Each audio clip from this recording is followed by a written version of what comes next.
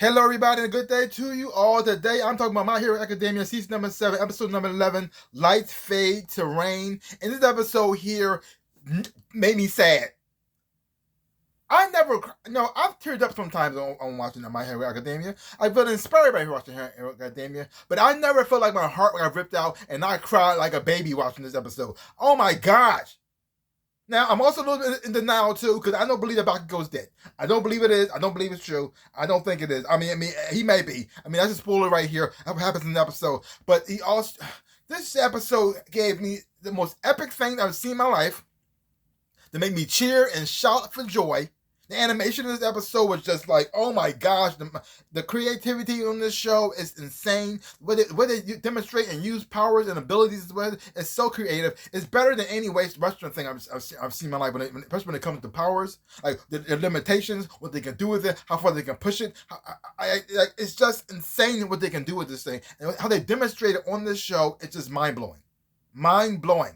Inspirational as well too, especially if you're in the animation and you mentioned how things look and design as well too.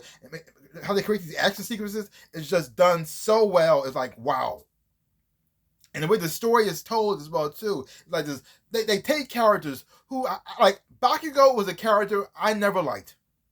He was a bully. I don't like bully. I was bullied before. It ain't fun.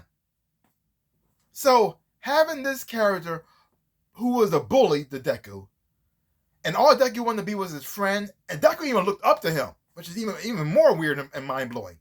But he felt as though he was better than everybody. He was everybody beneath him. His quirk is the best. He's going to be number one. Everybody else is just extras, and blah, blah, blah, blah, blah. And then when you have Shigaraki holding him up and just telling him how little he is, how he's nothing, how you just a waste of space, and that too. I feel dirty just talking to you because you're so little. You're less than like goldfish poop. I feel like everything he said, I came back to him, but this time he fighting somebody who actually can beat the crap out of him, and wow. But at the same time, do you let that stop him? No. Do you let the fact that he only had like one good arm? Nope. Stop him. You let the fact that somebody who he was fighting was way more powerful than him and put him down and push him, made him feel like he was worthless? Did that stop him? No. He was still counting his moves, keeping track of them as well too. Even when he's half unconscious.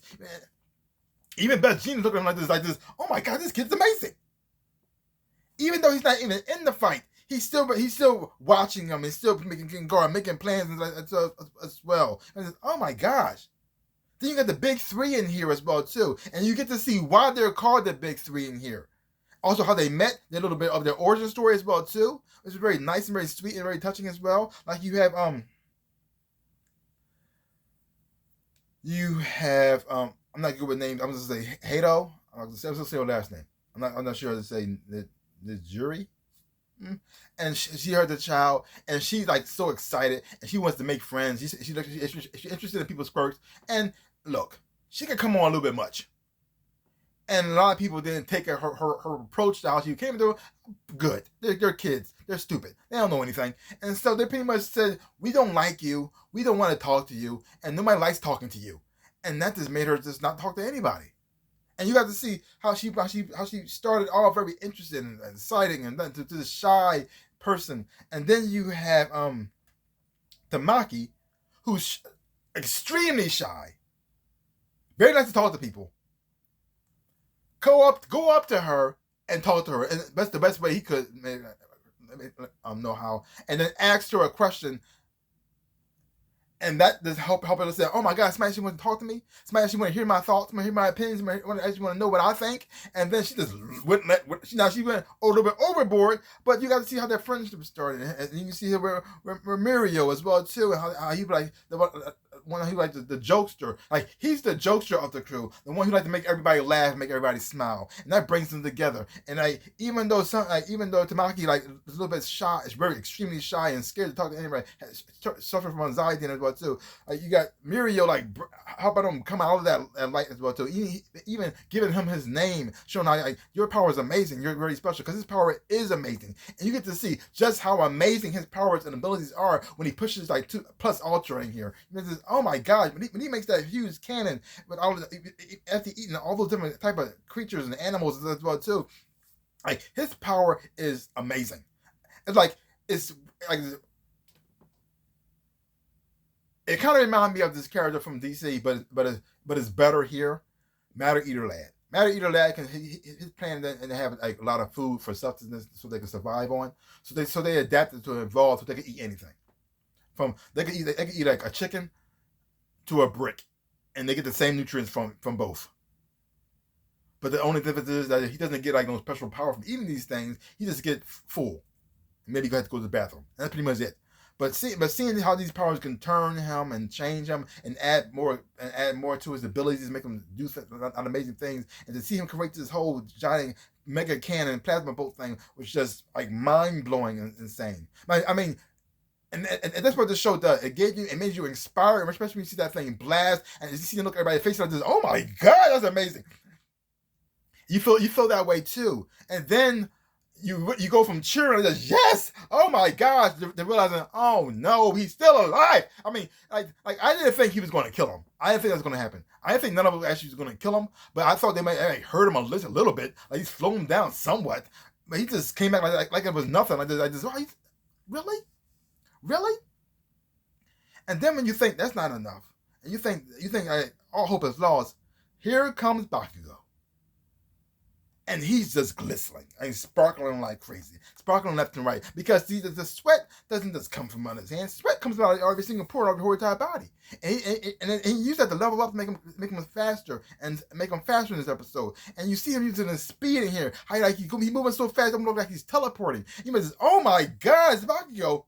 And now you're cheering for him, and you're rooting for him, and you've seen him use his blast as well too, and he's thinking about everything about his past, about his childhood, and how he looked up to All Might, and how he was like too much of a brat. Asking him one thing he always wanted to ask him, like, can I have your autograph? You know, this, oh my gosh, your heart opens up like this. This character was like a bully, only thought about himself, and now he's thinking about others as well too. He even thinking about Midoriya, and he's even realizing what he had to do to get to where he is now. Because his body is hurting, but he's still fighting. And he saw Midoriya go through this stuff, how his body get broken all the time, and every time he uses his quirk, and he kept going. He just thought, like, this is a loser. But now he's going through the same thing. He realized this is how tough and how brave he actually was. And now he realized what he has to do to make things happen as well. But then things did not go well according to plan. And then he died? Which I'm still in denial over. Maybe I'm in denial. I mean, I saw the body. I mean, I don't know. He might come back. Maybe. But at the moment, because after I finished like crying my brains out, I was like, I know. Like I went from like the accepting it to not accepting it, which is kind of weird. I think I'm going backwards. I don't know. But either way, it was amazing. I'm still looking forward to seeing what Midoriya is going to do because he's still on his way. Oh my gosh. This is just seeing everybody's face. When you feel like Best Genius going to check on Bakugo and see how he's doing, and then realizing like, oh no. And then seeing like Eraserhead and the Phantom Thief and Manual looking like this, oh no. And then I'm like this, oh no. And this episode had a whole lot going on. I mean, I went from like extremely highs to extremely lows. And the messed up part is Shigaraki is not even using his quirk. This is just his body. It's insane. It's insane. This dude blasted him with like a super mega plasma cannon, and he just shrugged it off like it was nothing. It makes no sense. Like, how are you still alive? Bakugo using the Speed Force, and then he's flying, moving around like at the speed of light, and blasting dude right dead in the face. He couldn't keep up with him, and yet still nothing. Wow, that's insane.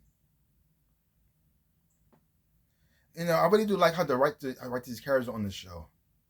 Like I said before, I took a character like Bakugo, and he really became a hero this episode here. A hero. He wasn't for the glory. He didn't want to, I'm gonna be number one, but all that stuff like that. So he actually became a true hero this episode here, and that was just amazing. Everybody stepped to the game this episode. From the big three, the Bakugo, everybody stepped to the game. Oh, great episode. Sad episode, but great. Oh, heartbreaking. Like going from like I said, inspirational to heartbreaking at the same time, and then there's sadness. Oh, like I said, I'm in denial right now, but who knows? But if he is gone, wow, that's something. Hoping that he's not, but we will see. We will see, because if he is gone, Deku, you better kill this guy. You better kill him. I know he got the inner child and all that stuff as well too, because they even show that here. It was very, like I said, it's very sad in here, but I also had a funny moment here as well too, because you got a million pretty much telling Shigaraki that the only reason he acting this way because he has no friends, and he had no friends to be there for him, all that stuff like that too. And then he just snaps and goes saying, I do have friends, okay? I have friends. You just don't know them, okay? You don't know. We walk together and stuff like that. I said, oh, okay, dude, calm down. He got so emotional. He almost crying and stuff. And he was just, good Lord. Okay, I'm sorry. You have friends. My bad. Wow. That took a turn. I think I had a nerve on that one. Like this, woo. I seeing Murio's face. I felt the same way as I said, oh, okay. My bad. I'm sorry. My bad. You got the friends. It was like funny and also sad at the same time. I just wow. And then see him just snap back the way he was before. I just oh, okay. Like, woo. That's interesting. But again, great episode. This show, man. I don't know how it's going to end, but wowee. So that's all I gotta say about that. So give my channel a like, the thumbs up, shaboop, and subscribe to my channel and share. I really would appreciate it. Like I always say, also links down below. Connect to my social media. You want to follow me there? I really would appreciate that too. Also my store, my shirts and socks, everything else and whatnot. This is one of my shirts right here. This is my Dragon Bunny shirt. And many others as well. See some stuff, bottom stuff. I really would appreciate it. Like I always say, in my dreams in real life, I am the Ninja Rabbit. Peace out, people.